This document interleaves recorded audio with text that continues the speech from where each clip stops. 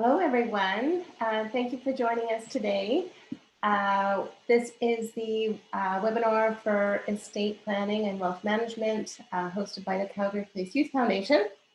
And we are very grateful that you're joining us today. For anyone who isn't familiar with the Calgary Police Youth Foundation, quick Coles Notes, not-for-profit organization that works in partnership with the Calgary Police Service in supporting children in Calgary and area that are vulnerable to victimization and criminal activity.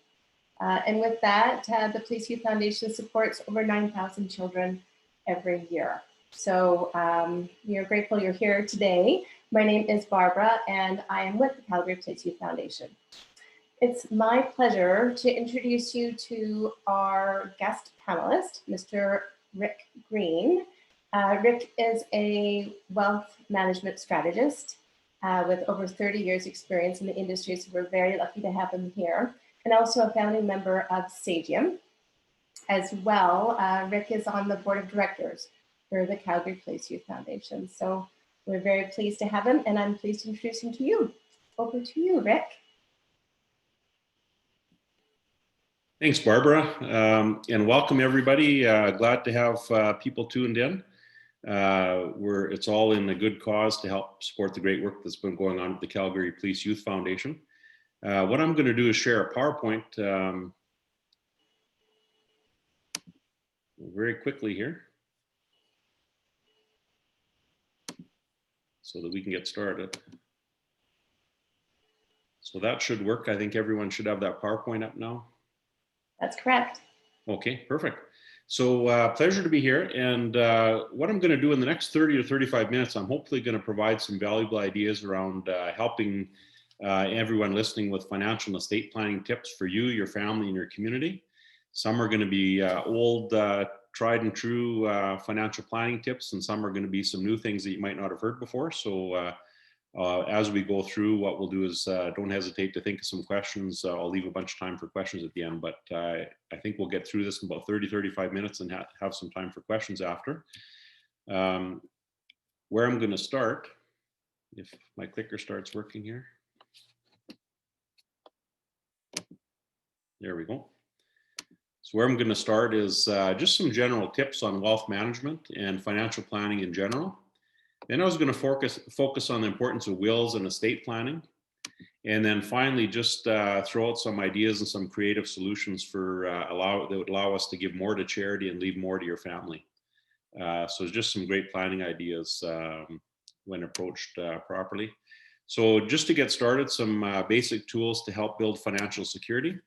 Number one, this is one of those tried and true tools that we've been using with clients for 34 years or longer, certainly the time I've been in the business.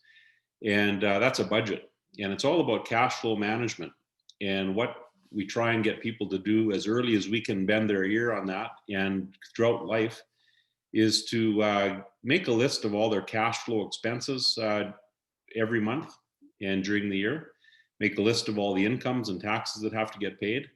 And what we often find out is people have, when you do a budget and think of all the things you have on your mind to spend money on every month, there's usually some money left over at the end. And the reason for that, and that usually surprises everybody, and the amount left over often surprises people at any stage of life.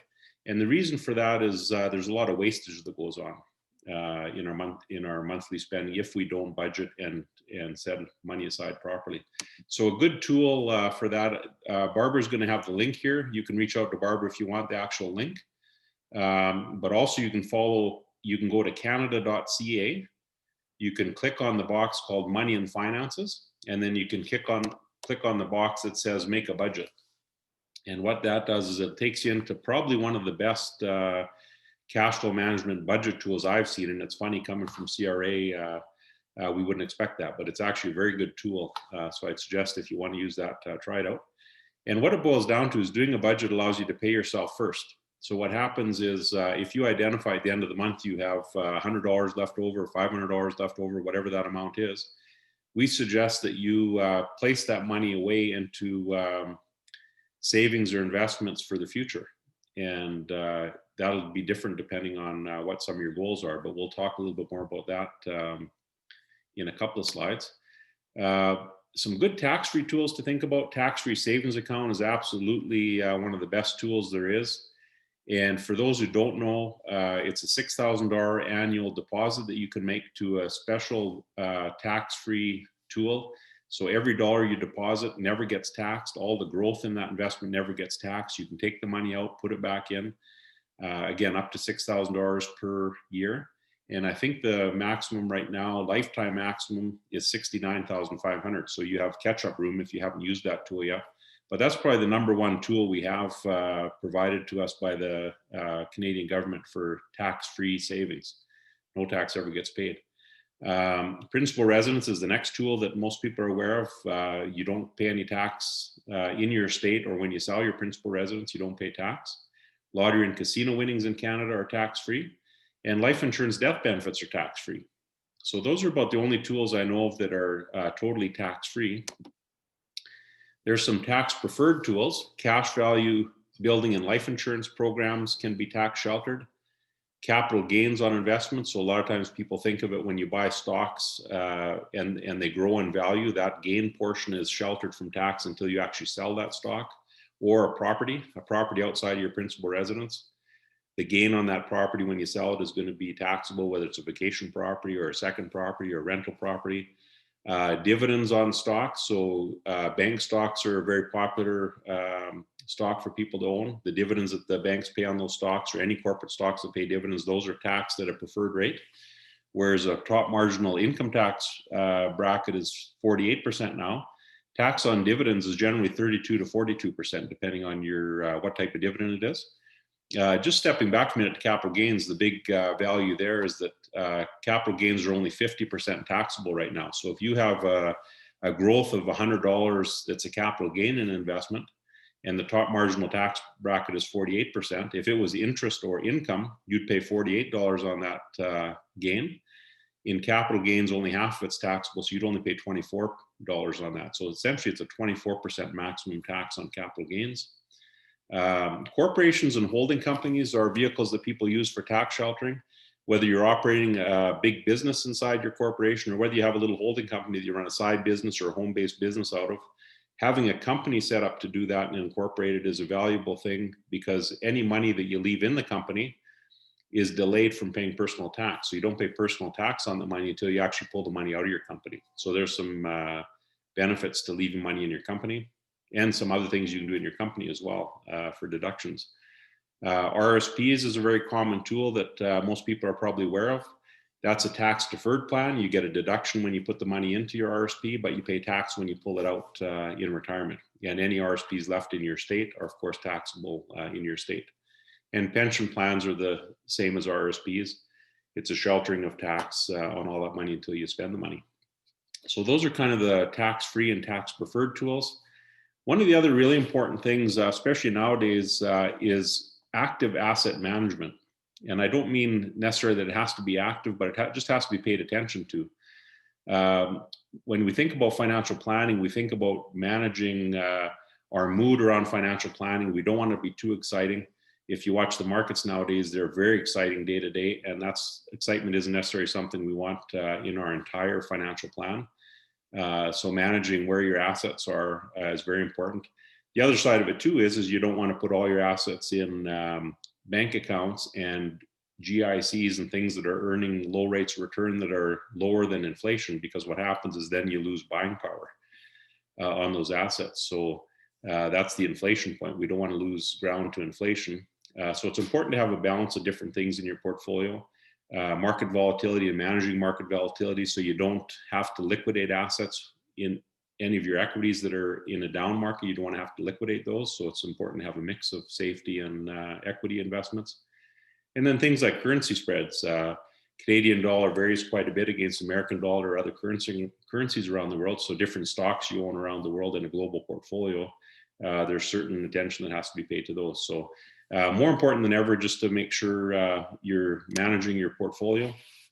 And net worth tracking is another thing we mentioned that's it's not a new thing, but it's not many people do it. And what it's about is getting into the habit of every year making a list of all of your assets and all of your liabilities, and the bottom line, the difference between all your assets and liabilities is your net worth. And when you're making financial decisions in your life, if you concentrate on making most of those decisions in a way that are going to increase your net worth, then you'll be making a lot of great decisions in life. And that's things like balancing the difference between buying depreciating assets or appreciating assets that impacts that net worth, as well as investment returns and things like that. And lastly on this slide is paying down debt. Paying down debt has always been a big goal of everybody. It's a little different now than it used to be. A generation or two ago, paying down debt was so crucial because interest rates are very high. Now paying down debt isn't as important because rates are low. So what happens is if you're earning a higher rate of return on your portfolio than you're paying on your debt, it's not as crucial to pay the debt down, but it's still not a bad idea, especially if the debt is non-deductible. So another planning tool sometimes might be is there's things called like the Smith maneuver. And what that is just an idea of saying, okay, given tax situations and when you're building a full financial plan, you might look at turning non-deductible debt into deductible debt by maybe paying off your mortgage with some of your investments and then taking a line of credit against your house and investing it in a portfolio. Now, all of a sudden you have deductible interest on your debt, which helps build your net worth. The next thing I'd like to talk about is wills. Wills is a very important tool to make sure your wishes around your assets in the event of a death are accomplished. And it's worth spending some time talking about that. What it does is it allows you to have a conversation with your family. So other than deciding what you want to have in your will, it allows you to have a conversation with your family to manage their expectations, as well as maybe know what each other's wishes are. Sometimes in our wills, we have something that we think might be really valuable to leave down to our kids. But in having a discussion with the kids, you might find, well, that's not the same value to the kids. So it might influence what we do with those assets or how we treat them in our will.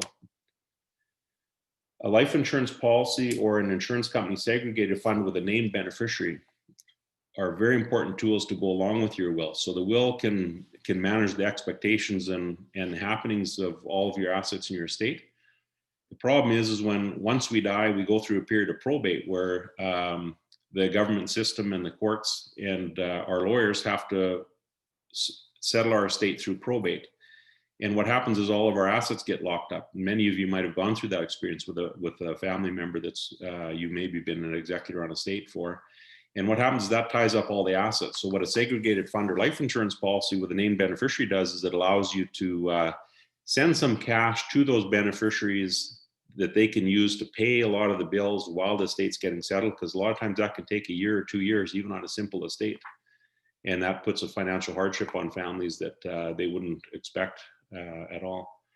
So the other thing to think about too is if any of us with elderly parents, all the tools we talked about on the first slide are very important for elderly parents as far as asset allocation and all those tools. But the other important tool for our parents too is maybe things like joint bank account. So if you're in charge of helping your parents look after their estate, maybe there's some money that your parents should put in a joint bank account between themselves and a child or whoever it is that's going to help manage the estate, so that you can draw that money out of the account while everything's frozen during probate in order to pay those bills.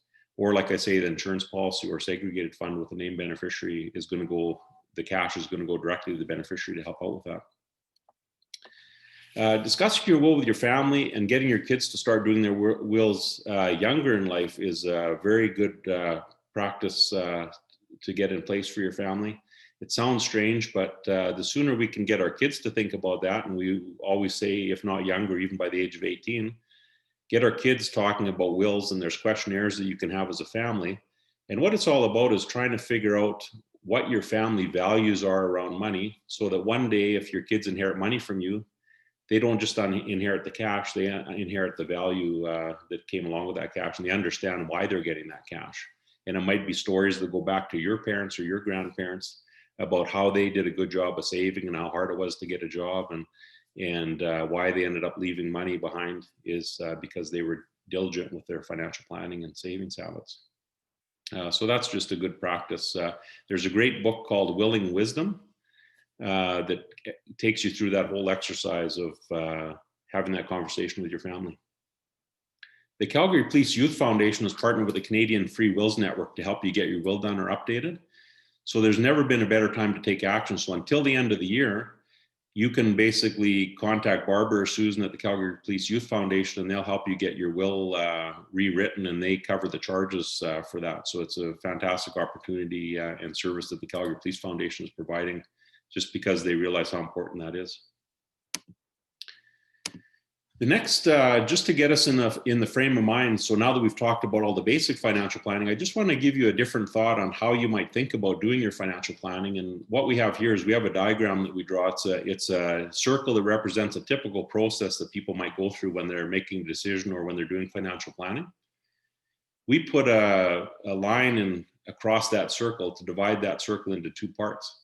And the reason we do that is that every conversation we ever have about finances, whether it's in our own minds with ourselves, whether it's with our family, with our friends, with our financial advisors, every financial conversation is going to fall into either the above or below that planning horizon. The conversations below that horizon are strategies, tactics, and tools. It's all figuring about, okay, what am I going to do, or how am I going to do it, and who's going to take care of it in order to get things solved. The problem is we see many people dropping below the planning horizon, and they think only in terms of strategies, tactics, and tools, but they haven't spent time above the planning horizon. And that type of conversation around money is figuring out, well, what is it that's important to you? Why is it important to you? And what's your vision, values, and goals for your money and your family and your financial planning, your estate planning? So what we suggest is people spend some time above that horizon, thinking of that vision before they go below to find solutions. Because if you do that, what happens is if you look at things you've done 20, 30 years from now, you'll always be able to trace back the reason to why you did those things. And it's going to revolve around what your purpose and goals were and what your vision was for that money. So that's a good place to start. So typically what we do is we'd start at the top of the circle here. And the first part of our process would be gaining clarity around everything that's important to you in your life and in your financial life. And once we help you get clarity around that, then what happens is your financial advisors can drop below that and look for all the strategies and tactics and tools to get that done. So whether it's mortgages or wills or shareholder agreements or RSPs or portfolios or insurance or whatever those solutions might be, there's a ton of solutions down there, but let's not worry about it until you've got clarity around why you're doing it, and then drop below there. And then what happens is the other part of the process is making sure you work with your financial advisors. And what they'll do is they'll help you take action on whatever is necessary in order to help you accomplish those goals. And then the other important tool is probably once a year for sure, come back and do that exercise either with yourself or your financial advisors to reestablish what are your goals, how have they changed, and how can we best deal with them before you go find a solution. So that's a unique process that we suggest people follow. And the reason for that is if we do the process in that manner and we map out someone's cash flow for the rest of their life, what happens is we get people to understand that if this pyramid on the left here represents all of your assets and liabilities in your financial life, we all walk around with a question. What I found very interesting is that it doesn't matter what someone's net worth is. They always have a question in the back of their mind. Sometimes it can be a debilitating stress, or sometimes it can be just a slight little noise in the back of their minds as far as, well, how much money am I going to need to look after my own financial independence? So much like Maslow's hierarchy of needs, before we can make good decisions around family legacies and estate planning and community giving and all that, we have to make sure we've created financial independence for ourselves. And a good financial analysis based on a values-based conversation, like in the last slide. Oh, sorry, I'm going to try and get back there. Oh, now I'm lost. There we go. Sorry about that. So basically a good values-based conversation and a projection of all of your cash flow needs throughout your lifetime is going to identify how much is it going to take to look after financial independence. And that's that question that one of the banks did some advertising around a number of years ago. It's saying, well, what's my number? Well, it's about, well, how much is that going to take to create your financial independence? So that exercise is fairly easy, but I propose that it should be done fairly as early in your life as you can sit down and do this exercise. Because what it's going to do, it's going to identify how much you need, and how much you need to look after your financial independence is going to be a lot less than you think. And that is majority of situations that what happens regardless of net worth. So what happens then early in life you can realize, okay, you're doing a lot of the right things to build your own financial independence. And maybe you're going to have some money left over to look after your family or even some important things in the community. And what that allows you to do is change the way you think throughout life and maybe enjoy some of the things, maybe enjoy some extra spending during life, maybe enjoy some things with your family during life instead of just one day leaving cash in your estate. So that's why we suggest that type of planning. And to try and tie our financial planning and estate planning with philanthropy, I like using this picture. And what this picture represents is on the left side of the picture is Calgary 100 years ago. And on the right-hand side of the picture is Calgary today. And what I propose is the way we got from Calgary 100 years ago to Calgary today is largely through the effort of everyone who's listening to this call and all of the community members of Calgary pitching in to support some of the great work like the Calgary Police Youth Foundation and other charitable organizations are doing in the city, and sometimes just rolling up our sleeves and helping out. So that's what we're going to talk. We're going to kind of weave some philanthropy into our financial planning and estate planning discussion from this point on. So what we look at here is when you're distributing your assets in your estate. So now you've built your estate. Now we're saying it's time that your estate's going to get settled because you've passed away.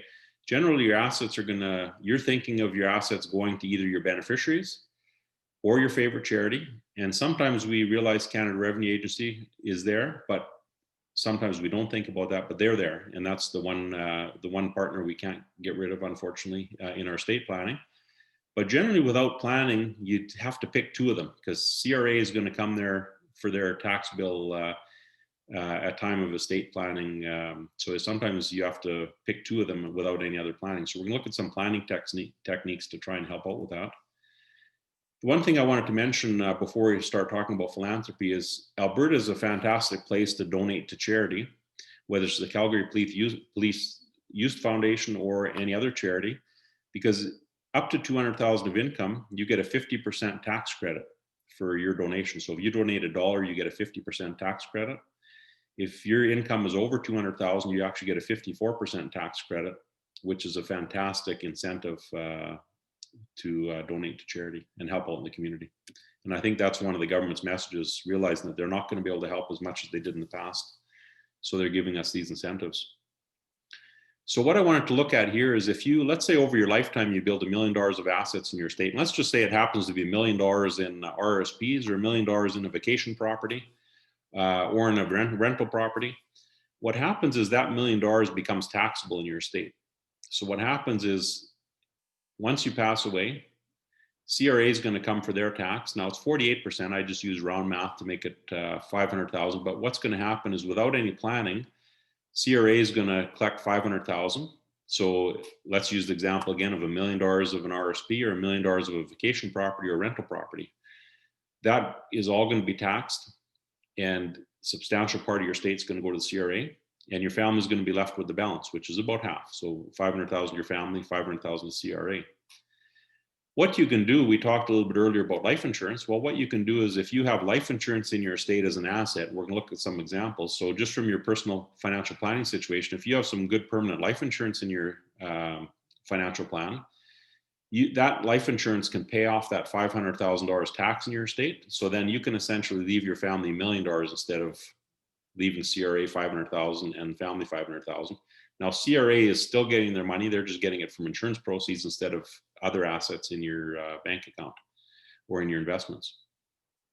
The other thing you can do is you could do a charitable donation. So in order to wipe out your tax based on the tax credit formula, if you donated 900,000 of that million to a charity, you would pay no tax and your family would still get $100,000. So all you're doing there, and what the reason this feels good to me is what's happening is you're deciding where you put that 900,000 rather than sending the 500,000 to Ottawa and letting them decide. So your family's getting less, but you're making a definite impact in the community. The other thing you can do is you can combine the two. So you can combine insurance and a charitable gift. So maybe let's say you have $1 million insurance policy that you can make a donation to charity in your estate. That's going to wipe out your tax bill. In fact, more than wipe out your tax bill. But then your family is going to get the full $1 million out of your estate. So that's just ways you can use philanthropy and life insurance, which are two of the very easy tools to use in estate planning. What are a bunch of different other ways we can give back? We've talked about your will. What you can do is simply make a declaration in your will that you want to donate to a certain charity in your will. And what happens is that's not as effective. We're going to look at some examples of why that's not as effective, but it's an easy way to make sure if there's an excess. Sometimes we do that in a common demise clause. Let's say you want to leave everything to your family. If something happens to your whole family, as rare as that might be, what happens is you can put a clause in your will that money will go to charity, or you can make a part of your estate go to charity in your will. You can gift any kinds of assets or property. You can gift cash. That's the most straightforward way to gift money. You can gift shares in a public company. We're going to talk about that because that's a very tax effective option. So we're going to dig into that one a little bit different. You can give RSPs and RIFs to charity, but that's similar to cash. You're going to pay tax on the liquidation of those RSPs and RIFs, but then you're going to get a tax credit for donating those RIFs. So chances are it's going to balance out. It might be a little bit better if you're in a low tax bracket. Your tax credit might be bigger than the tax you pay on the RIF. So there could be a win there for sure by donating RSPs and RIFs. You can donate land, art, real estate. Sometimes that's difficult to get a fair market value on those items, and sometimes the charity might not be able to handle some of those donations. So that has to be a little more detailed as far as the exploration in that area. You can donate shares in a private company. This is the most unique way to make a donation.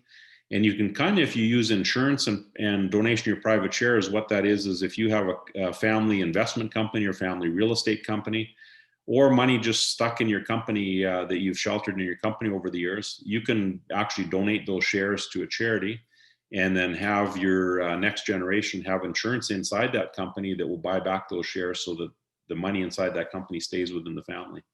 So that's a unique idea that can apply to private companies as well. And then life insurance is, we talked about that. That's easy and flexible as far as donating to charity. And we're going to look at some different examples of how we can effectively do that. So this is an example, just to fire through a few examples before we wrap up. If you, let's say you bought a penny stock and it grew to $10,000, or you have 10,000 of gains in a stock, what would happen is if you left a declaration in your will to donate that $10,000 to charity, what's going to happen is those 10,000 of shares are going to get liquidated in your estate. So you're going to pay $2,500 in tax on those shares in your estate. And then the charity is going to get $7,500. So you're going to get $7,500 in recognition as a donor.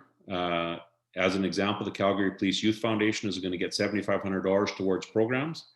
And for that donation, you're going to get a $3,750 tax credit in your estate. So there's still a tax benefit to doing that, but what's happening is the charity isn't getting the full $10,000; they're getting $7,500. So we talked about gifting of public shares. That's a real easy way to impact charity in a bigger way while you're alive. You could say, well, let's say I have this 10,000 of shares or capital gains in shares that I want to donate to charity. If you donate those shares to charity while you're alive, what happens is there's no tax on those gains. So CRA gives us a break there, and they say they're not going to tax you on those capital gains if you donate them while you're alive. So the charity is going to get the full $10,000, and even better, you're going to get a $5,000 tax credit for the donation of those shares. So you're going to be recognized as a $10,000 donor. The charity is going to get the full $10,000, and you're going to get a $5,000 tax credit. So basically, you still get half of that asset back, even though you've donated $10,000. The next thing we're going to look at is just one step more complicated. And what we're going to do is we're going to say, what if we donate those shares to charity, just as we did in the last example? We still get the $5,000 tax credit. The charity gets the $10,000. Sometimes the charity might focus on future funds rather than current funds. So maybe the fundraising is going good now, but often the charities have to have an eye on future revenue as well. So they might say, well, let's take those $10,000 a share and let's buy a $30,000 life insurance policy on this donor. And what will happen is once that donor dies in the future, we're going to get a $30,000 benefit instead of a $10,000 benefit. So the donor still gets the $5,000 tax credit and the $10,000 recognition as a donor, but the charity is going to get a $30,000 insurance policy at some point in time, which multiplies that $10,000 gift substantially. And just to throw a little more complication into here, what you can do is sometimes you can say, well, maybe I have these $10,000 in shares I want to give to charity, but maybe I don't need to give them now. Maybe I'm happy with some cash donations that I'm doing. I don't need to give the $10,000 in shares right now. There's an arrangement called immediate financing arrangement that banks, insurance companies work together on right now. And what that allows you to do is you can use those $10,000 in shares to leverage a line of credit at the bank. And what you can do is you can purchase that $30,000 insurance policy, as we showed in the last example, and the bank will pay the premiums on a line of credit. So what will happen is that insurance policy, that $30,000 insurance policy, is also going to have a cash value attached to it. So basically over a period of about 10 years, there's enough cash in that insurance asset that you can finally donate those shares to the charity and get that $5,000 tax credit. But then eventually that $30,000 insurance policy is also going to get to the charity. Now, after that $30,000 insurance policy pays down the $10,000 line of credit that's used to pay the premiums, the charity is still going to get $20,000. So what happens is the charity gets the $10,000 in shares you originally donated, and the charity gets the $20,000 insurance proceeds one day. So the charity ends up getting $30,000. You get recognized as a $30,000 donor. You get a $5,000 tax credit for those 10,000 shares you donated, and you also get a $10,000 tax credit in your estate for the $20,000 insurance policy that got donated. So out of that $10,000 of shares, by just using some leverage and creative financial planning, you've got $15,000 of tax credits, and the charity's got $30,000 in cash. So that's a unique idea that works very well. Just thinking about insurance. So when we're thinking about insurance for your own financial planning or for estate planning, what we get people to think of whenever you're thinking of insurance, there's two different types of insurance. There's term insurance and permanent insurance. Term insurance is the type of insurance that is low cost. So it's just life insurance. There's no cash value. It's just pure life insurance. It's low cost when you're younger. And as you get older, the cost goes up. And the purpose of that insurance is usually to cover your mortgage and replace some of your income while your kids are young. So a lot of times when you have young families, your needs for insurance are higher because they're depending on the income coming into that household. So if you lose one of those incomes, life insurance can replace that income, at least till the kids are finished school. So that's a good way to look at insurance for your needs younger in life or early in life when you have a mortgage and kids that are dependent on you. Later in life, we like to get people to think about permanent insurance. So that's an insurance that might have a cash value. It can be just straight insurance, but it's lifetime insurance, or it might have a cash value. And the best type of policies for financial planning have a significant cash value. So as we mentioned earlier, the cash value in an insurance plan is tax sheltered. So what happens is instead of putting money, as an example, you're going to put money into the markets and into equities. Right now, bonds, as an example, are a very low rate of return. What happens is I know you could put money into an insurance policy, you get a higher rate of return than a bond or a T-bill or a bank account or a GIC. And the reason for that is largely because it's tax sheltered. So what happens is you can make this an asset class in your portfolio as early in life as you can think about it. So you could even do a little piece of that earlier in life and start building a piece of your asset in insurance cash value, which is a safety asset. So that cash is always going to be there, even if you need it throughout retirement. But the big benefit of permanent insurance is the death benefit is going to be tax-free whenever you pass away.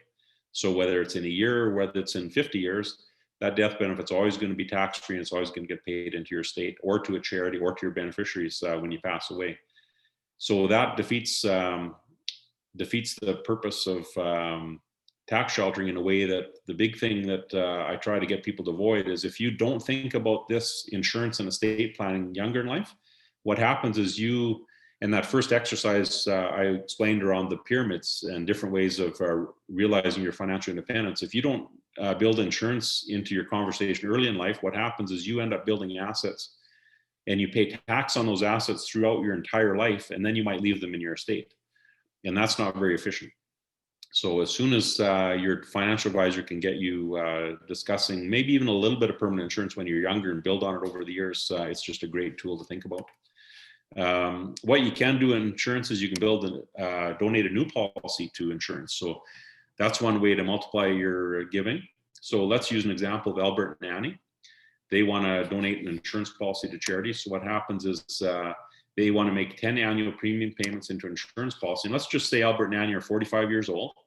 What we're saying is they they donate $2,000 a year to charity, and then maybe they want to donate another $2,000 a year for a bigger multiplier later in life.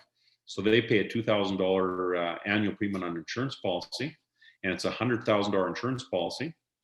Over 10 years, that insurance premium costs them $20,000. And in this type of policy, there's no cash value. It's just a $100,000 lifetime policy that's paid up after 10 years.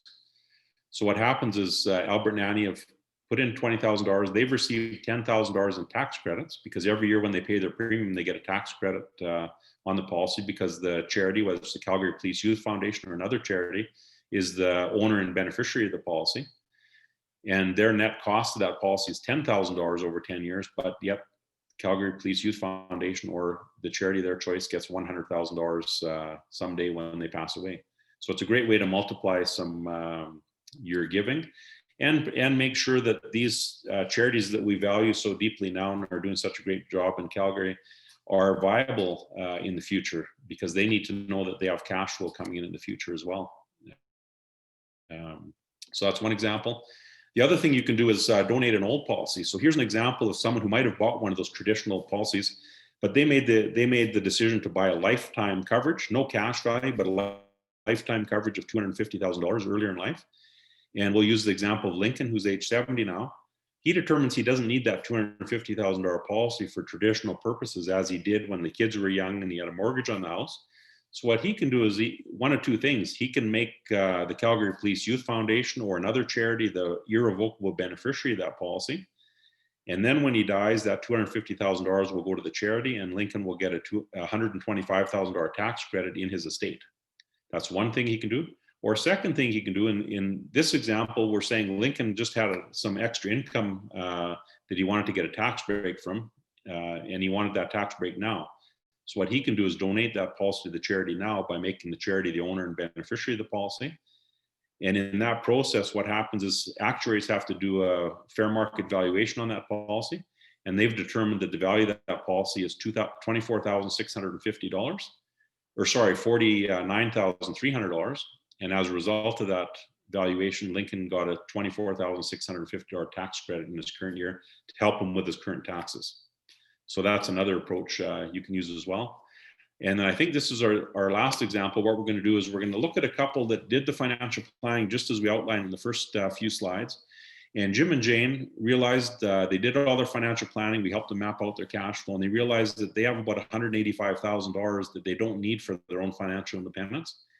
And they'd like to leave it to their kids, but they also would like to make a donation to charity. So they're trying to figure out, well, how can we do both? Well, what they could do is they could split the money between the two causes. Without giving to charity, they would just leave $185,000 with the kids, but they kind of are torn because they want to do both. So what we suggested they do is, why don't you give a $100,000 donation to the charity right now? In exchange for that $100,000 donation, they get a $50,000 tax credit. Could be a $54,000 tax credit depending on tax rate, but let's say at least a $50,000 tax credit. And what they do is they take that $50,000 tax credit and they buy a $250,000 life insurance policy. And what that does is, so they've given their $100,000 gift for charity. They can see it through while they're alive. Their kids can maybe even be involved in helping the charity with that money. And when they die, the kids are going to get the $250,000 life insurance policy plus the $85,000 left over in their portfolio. So the kids are going to get $335,000 in their estate. So basically what they've done is they found a way to almost double their estate just by doing some interesting planning. So that's it for our examples.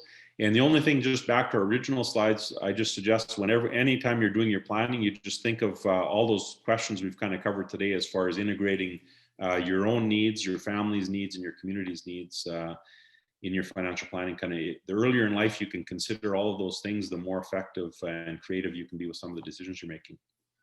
And of course, the best time to plant a tree is 20 years ago. Second best time to plant a tree is right now.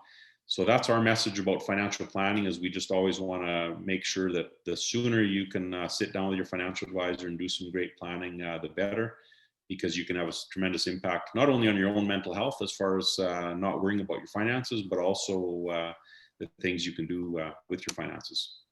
So that's it for me. I'll turn it back to Barbara in case there's any questions. That was fantastic. A lot of great information, Rick. Hopefully everyone's not sleeping. Well, please, if you'd like, put your question in the chat, and Rick will do his best to get you an answer. There's one right there from me. It says, Rick, is there a tool to use to find your number on how much you'll need to save for a lifetime?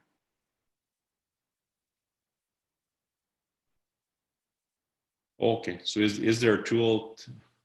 I don't know if I just froze or. I can still hear you. Your voice is still coming through. Uh-oh. We may have lost Rick.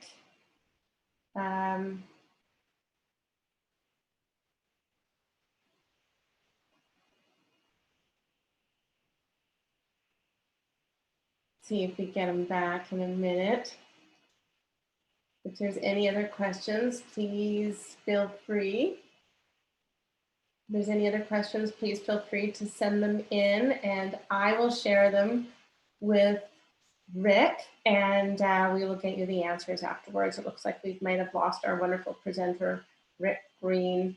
Great information, I thought. The link is in the chat to the tool for cash flow management, and what a great resource that is.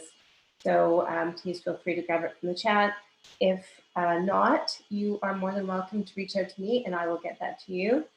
And I think that's it. The book that Rick mentioned was called Willing Wisdom, and it sounds like an excellent resource too. So please, if you have any questions that you want to share with Rick and get an answer to, email me. You can just reply to any of the emails you've gotten reminding you about this webinar, and we will get those back to you as soon as possible.